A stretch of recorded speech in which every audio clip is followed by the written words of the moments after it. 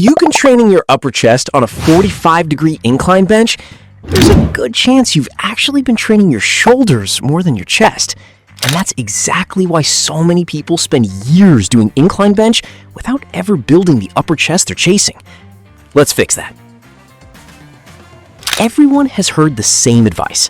Do incline bench for upper chest. Sounds simple enough, but here's the problem. Almost nobody talks about the bench angle itself. Most gyms leave the bench somewhere around 45 degrees, and most people never question it. They sit down, press the weight, feel a pump, and assume they're targeting the upper chest. Most lifters even believe that the steeper the bench is, the more upper chest they're training. It sounds logical, but your muscles don't know numbers. They only know the direction you're producing force. Your chest isn't just one single muscle.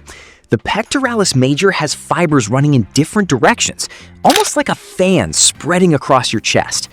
The upper portion, called the clavicular head, pulls your arm upward and inward, while the middle and lower fibers pull from slightly different angles.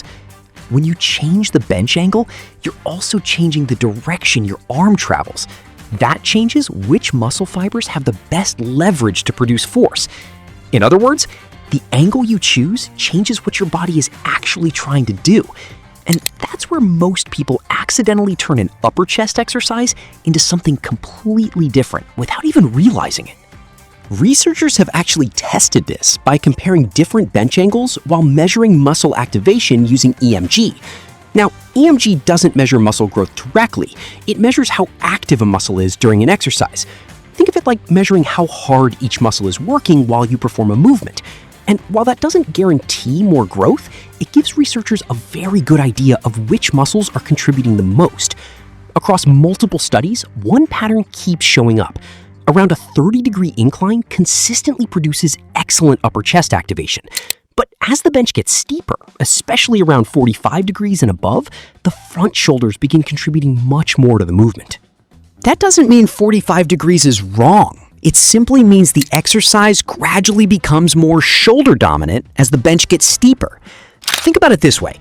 If you keep raising the bench higher and higher, eventually you're sitting almost upright. At that point, nobody calls it an incline bench anymore. It's a shoulder press.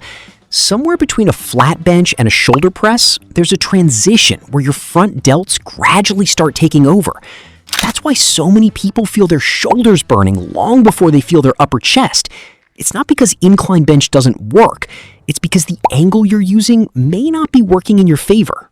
So, should everyone immediately switch to exactly 30 degrees? Not necessarily. Human bodies aren't identical.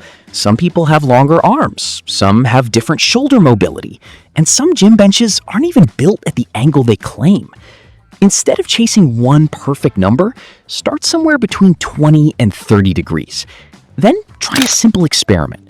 Do one set at 45 degrees, lower the bench to around 30 degrees and perform another set using the exact same weight, the same tempo, and the same number of reps. Don't judge the exercise by the pump. Pay attention to which muscle actually feels like it's driving the movement.